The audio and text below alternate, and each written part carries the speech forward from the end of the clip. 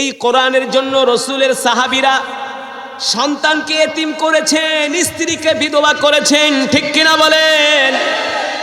এই কোরআনের দাওয়াত আল্লাহর নবী মক্কার জমিনে দিয়েছেন। মক্কার জমিনে কোরআনের দাওয়াত দেওয়ার কারণে মক্কার কাফেররা আল্লাহর নবীর উপরে এমন অত্যাচার করছে, এমন নির্যাতন করছে, এমন জুলুম করছে, আল্লাহর নবীকে রাস্তা দিয়ে হাঁটতে দেয় নাই। আল্লাহর নবী রাস্তা দিয়ে হাঁটলে মক্কার কাফেররা রাস্তার ভিতরে কাটা বিছিয়ে দিত।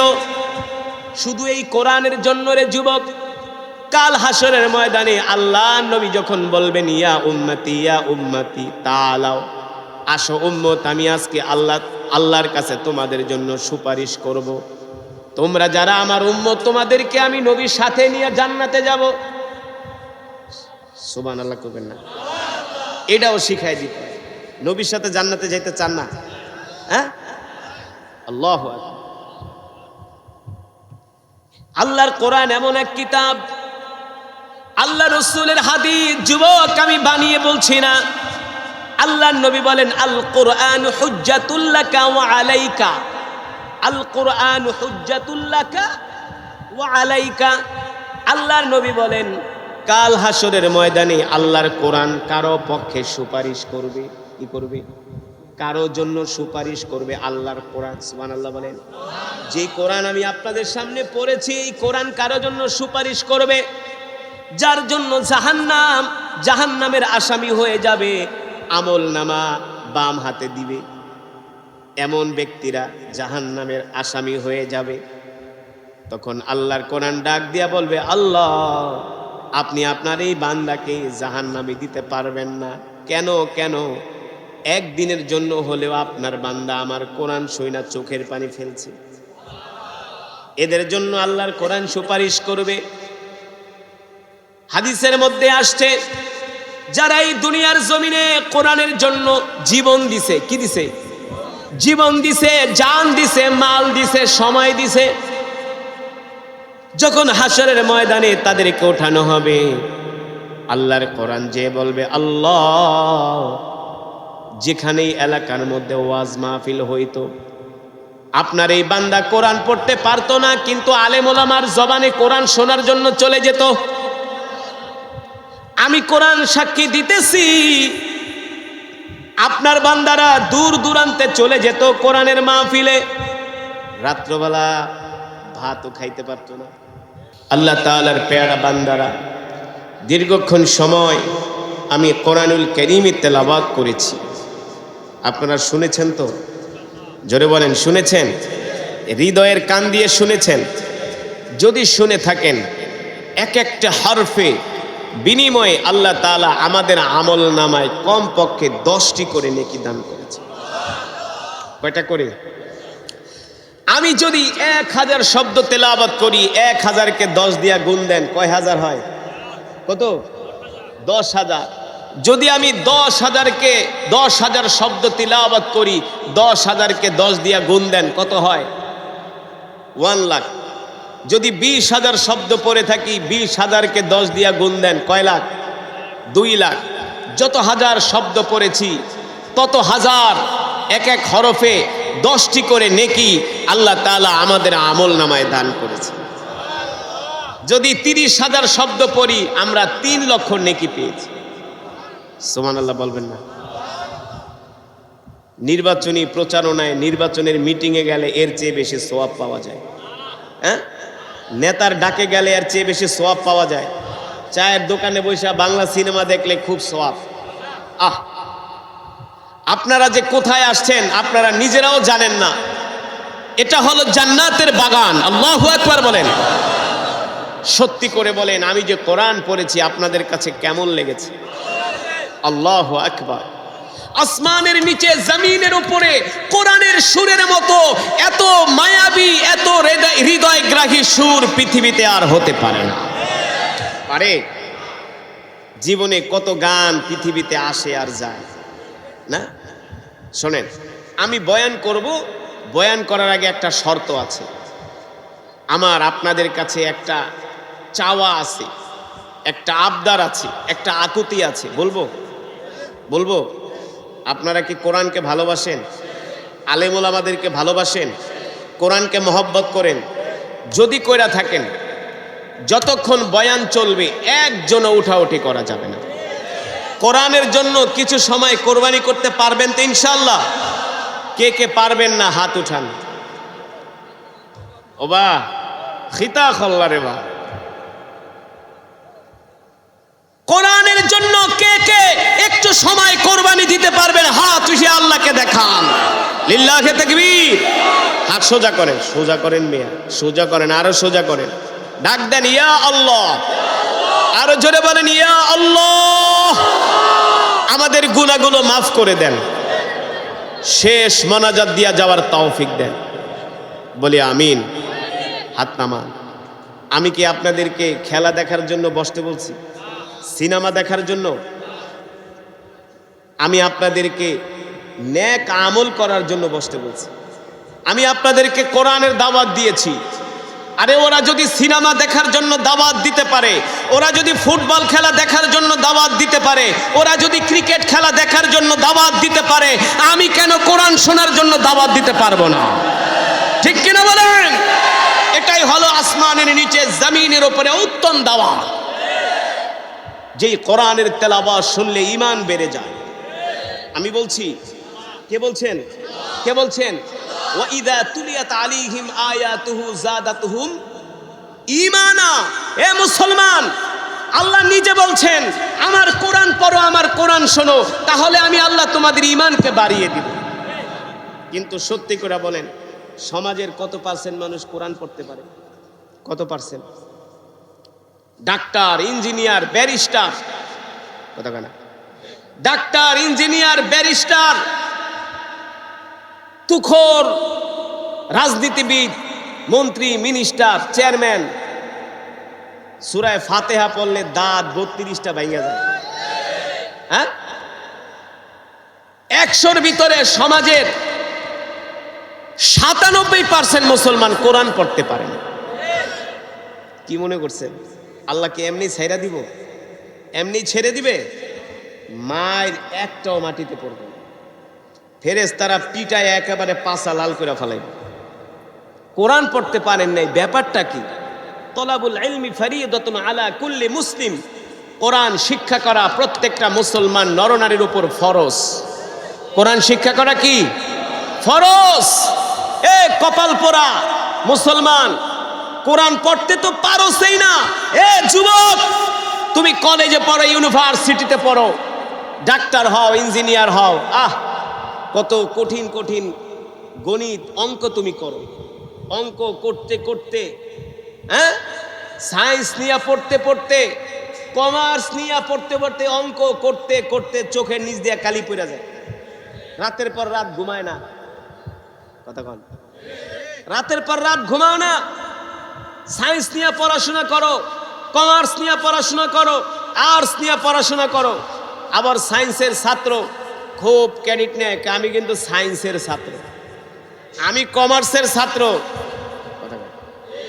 আমি ঢাকা ইউনিভার্সিটিতে ইংলিশে অনার্স করছি, আমি অমুক সাবজেক্ট নিয়ে ডক্টরেট করছি, পিএইচডি করছি, অক্সফোর্ডে পড়ি। কথা বলেন। আমার ছেলে লন্ডনে ব্যারিস্টারি পড়ে, আপনার ছেলে লন্ডনে ব্যারিস্টারি পড়ে, অক্সফোর্ডে পড়ে, ইউনিভার্সিটিতে পড়েন, জগন্নাথে পড়েন, জাহাঙ্গীরনগরে পড়েন, পড়েন, কিন্তু কোরআনটা যে শিখলেন না, ব্যাপারটা কি? আল্লাহ ছেড়ে দিবে?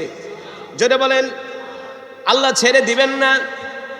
এ যুবক, বন্ধু, কোরআন পড়তে পারো না, যদি তুমি কোরআনের মহব্বতে কিছুটা সময় কোরআনের মজমায় বসো, আর এই কোরআনের তেলাওয়াত শুনে যদি চোখের পানি ছেড়ে আল্লাহ তাআলার কাছে দোয়া করো, মালিক আপনার কোরআন শিখতে পারি নাই, আপনার কোরআন পারি না, মালিক একজন কোরআনের কারি আমাদের এলাকায় আসছে, যার কোরআন তেলাওয়াত শুনে আমার পাথরের মতো হৃদয়টা মোমের মতো গলে গেছে, মালিক গো আপনার কোরআন শিখতে পারি নাই, এটা আমার অপারগতা, এটা আমার অন্যায়, এটা আমার ভুল, মালিক গো আপনার কোরআনকে ভালোবাসি, আপনার কোরআনকে মহব্বত করি, আপনার কোরআনকে ভালোবেসে আমি কোরআনের মজমায় বসেছি, যুবক মুসলমান বাবারা, হতে পারে আজকের এই কোরআনুল কারীমের তেলাওয়াত হাসরের ময়দানে আমাদের জন্য নাজাতের উসিলা হতে পারে, না? নাজাতের উসিলা হতে পারে। কিন্তু যুবক, তুমি নিজে কোরআন পড়তে পারো না, তোমার এলাকায় কোরআনের মাহফিল হয়, কোরআনের তেলাওয়াত হয়, তুমি এখনো চায়ের দোকানে বসে রয়েছে। কিরামান কাতিবিন, ফেরেশতারা কিন্তু লিখতেছে। কথা বলেন, লেখছে কি লেখছে না? কিরামান কাতিবিন, ফেরেশতারা লিখতেছে। তুমি কি করতেছো? এই কোরআনের তেলাওয়াত শোনার পরে যদি তোমার ঈমান তোমাকে কোরআনের মজমায় নিয়ে আসে, তাহলে বুঝতে হবে তোমার ঈমান আছে, তোমার ঈমানের পাওয়ার আছে। আর যদি তোমার ঈমান তোমাকে কোরআনের মজমায় আসতে না পারে, তোমার ঈমান যদি তোমাকে কোরআনের মজমায় না নিয়ে আসতে পারে, তাহলে বুঝতে হবে তোমার ঈমান ক্যান্সারে ধইরা গেছে, তোমার ঈমান প্যারালাইসিস হয়ে গেছে। ঠিক কিনা বলে? যেই ঈমান তোমাকে দুনিয়াতে সামান্য কোরআনের মজমায় আনতে পারে না, সেই ঈমান তোমাকে জাহান্নাম থেকে কিভাবে বাঁচাবে? কথা বলেন। অথচ এই কোরআনের জন্য আল্লাহর নবী উহুদের ময়দানে, বদরের প্রান্তরে রক্ত দিয়েছেন। এই কোরআনের জন্য, এই কোরআনের জন্য রসুলের সাহাবীরা জীবন দিয়েছেন। এই কোরআনের জন্য রসুলের সাহাবীরা সন্তানকে এতিম করেছেন, স্ত্রীকে বিধবা করেছেন। ঠিক কিনা বলেন? এই কোরআনের দাওয়াত আল্লাহর নবী মক্কার জমিনে দিয়েছেন। মক্কার জমিনে কোরআনের দাওয়াত দেওয়ার কারণে মক্কার কাফেররা আল্লাহর নবীর উপরে এমন অত্যাচার করছে, এমন নির্যাতন করছে, এমন জুলুম করছে, আল্লাহর নবীকে রাস্তা দিয়ে হাঁটতে দেয় নাই। আল্লাহর নবী রাস্তা দিয়ে হাঁটলে মক্কার কাফেররা রাস্তার ভিতরে কাটা বিছিয়ে দিত। শুধু এই কোরআনের জন্য রে যুবক, কাল হাসরের ময়দানে আল্লাহর নবী যখন বলবেন, ইয়া উম্মতি তাআলাও, আসো উম্মত, আমি আজকে আল্লাহর কাছে তোমাদের জন্য সুপারিশ করব। তোমরা যারা আমার উম্মত, তোমাদেরকে আমি নবীর সাথে নিয়ে জান্নাতে যাব। সুবহানাল্লাহ কইবেন না? এটাও শিখাই দিতে, নবীর সাথে জান্নাতে যাইতে চান না? হ্যাঁ, আল্লাহু আকবার। আল্লাহর কোরআন এমন এক কিতাব, আল্লাহ রসুলের হাদিস। যুবক, আমি বানিয়ে বলছি না। আল্লাহর নবী বলেন, আল কোরআন হুজ্জাতুল লাকা ওয়া আলাইকা। আল কোরআন হুজ্জাতুল লাকা ওয়া আলাইকা। আল্লাহর নবী বলেন, কাল হাসরের ময়দানে আল্লাহর কোরআন কারো পক্ষে সুপারিশ করবে। কি করবে? কারো জন্য সুপারিশ করবে আল্লাহর কোরআন। সুবহানাল্লাহ বলেন। যে কোরআন আমি আপনাদের সামনে পড়েছি, এই কোরআন কারো জন্য সুপারিশ করবে, যার জন্য জাহান্নামের আসামি হয়ে যাবে, আমল নামা বাম হাতে দিবে। এমন ব্যক্তিরা জাহান্নামের আসামি হয়ে যাবে। তখন আল্লাহর কোরআন ডাক দিয়া বলবে, আল্লাহ, আপনি আপনার এই বান্দাকে জাহান্নামে দিতে পারবেন না। কেন? কেন? একদিনের জন্য হলেও আপনার বান্দা আমার কোরআন শুইনা চোখের পানি ফেলছে। এদের জন্য আল্লাহর কোরআন সুপারিশ করবে। হাদিসের মধ্যে আসছে, যারা এই দুনিয়ার জমিনে কোরআনের জন্য জীবন দিছে, কি দিছে? জীবন দিছে, জান দিছে, মাল দিছে, সময় দিছে, যখন হাসরের ময়দানে তাদেরকে ওঠানো হবে, আল্লাহর কোরআন যে বলবে, আল্লাহ, যেখানেই এলাকার মধ্যে ওয়াজ মাহফিল হইতো, আপনার এই বান্দা কোরআন পড়তে পারতো না, কিন্তু আলেম ওলামার জবানে কোরআন শোনার জন্য চলে যেত। আমি কোরআন সাক্ষী দিতেছি, আপনার বান্দারা দূর দূরান্তে চলে যেত কোরআনের মাহফিলে। রাত্রবেলা ভাতও খাইতে পারতো না।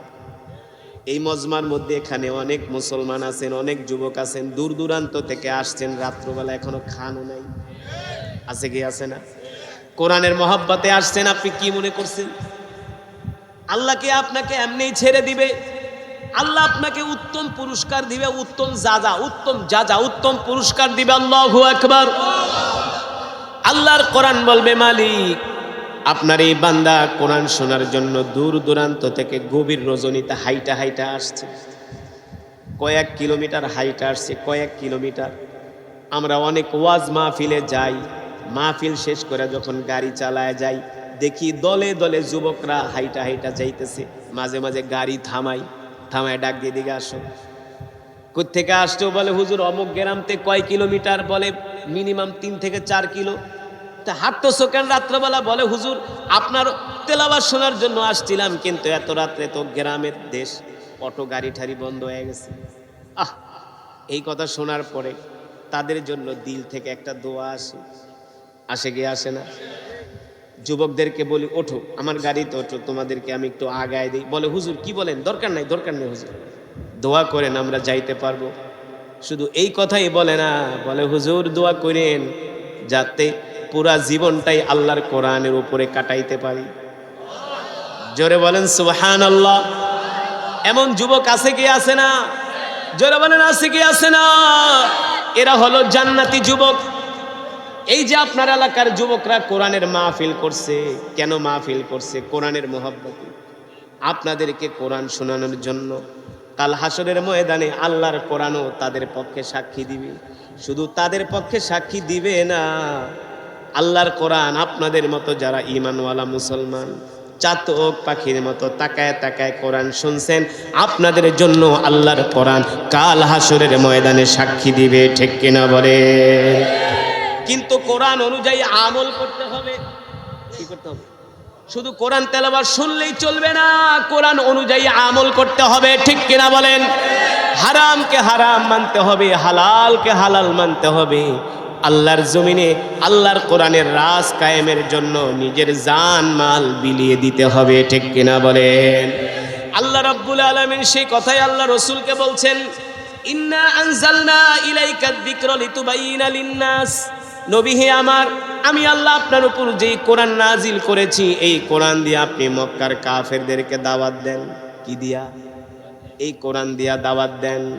ও মুসলমান, আজকে আমি কোরআন পড়তেছি, আপনারা কোরআন শুনতে আসছেন, আপনাদেরকে কেউ বাধা দেয় নাই? দিছে? আপনাদেরকে কি রাস্তায় আটকাইছে নাকি? যে ওই হুজুরের কোরআন শুনতে গেলে তোদেরকে পিটাবো, মামলা দিব, ঠ্যাং ভাইঙ্গা দিব? কেউ বাধা দেয় নাই।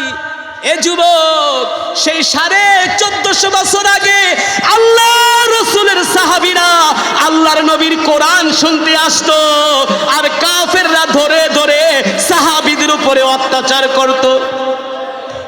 রাসূলের সাহাবী হযরতে বেলাল, নাম কি? হযরতে বেলাল হাবশী রাদিয়াল্লাহু তাআলা আনহু আল্লাহর নবীর মজমায় আসতেন কোরআন শোনার জন্য। কাফেররা হযরতে বেলালকে মারতে মারতে বেহুশ করে ফেলাইছে, হযরতে বেলালকে মারতে মারতে বেহুশ করে ফেলাইছে। আর বলছে, বেলাল, এ বেলাল, মুহাম্মাদের কোরআন শুনতে যেতে পারবি না।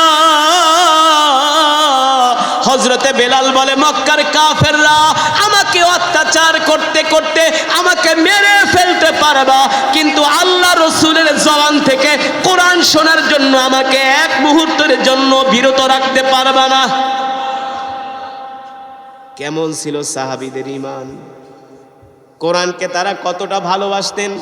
আল্লাহু আকবার! শুধু কোরআনকেই ভালোবাসেন নাই, এই কোরআনের জন্য রাসূলের সাহাবীরা জীবন পর্যন্ত দিয়েছেন। ঠিক কিনা বলেন? ঘটনা শোনাবো নাকি? হ্যাঁ, কোরআনের জন্য রাসূলের সাহাবীরা কিভাবে জীবন দিছে ঘটনা শোনাবো। কিন্তু উঠাউঠি করা যাবে না, জমে জমে বসতে হবে, একজনও উঠা যাবে না। মুসলমান, যেটা বলছিলাম, আল্লাহ রাসূলের সাহাবীরা কিভাবে জীবন দিয়েছে কোরআনের জন্য। ইসলামের ইতিহাসে একটা যুদ্ধ হয়েছে, ইসলামের ইতিহাসে সর্বপ্রথম যুদ্ধ, যার নাম হলো বদর। কোন যুদ্ধ? বদর। যেই বদরের প্রান্তরে আল্লাহ তাআলা আল্লাহর নবীকে সাহায্য করার জন্য 5000 ফেরেশতা পাঠিয়েছে। যেই পাহাড়ের উপর পাঠিয়েছে, যেই পাহাড়ে নেমেছে, ওই পাহাড়টা আমি আমার নিজের চোখে দেখে আসছি। এবারে হজের সফরে বাংলাদেশের যুবকরা তো টাকা হইলে ওমরা করতে যায় না, তারা যায় কক্সবাজার ঘুরতে, কক্সবাজার যায় আকাম করতে। সেইখানে বন্ধু বান্ধব মিলা যায় কক্সবাজার। অথচ যুবকদের উচিত ছিল টাকা পয়সা জমায়া 1-1.5 লাখ টাকা হইলে মক্কা মদিনা দেখবে। মক্কা মদিনায় আরবের মধ্যে এমন জায়গাগুলো আছে যেগুলো ইসলামের নিদর্শন। যেই পাহাড়ে ৫,০০০ ফেরেশতা আল্লাহ তাআলা নাজিল করেছেন, ওই পাহাড়টার নাম হলো জাবালে মালাইকা। ওই পাহাড়টা এখনো পর্যন্ত আছে, কিয়ামত পর্যন্ত থাকবে। আল্লাহু আকবার।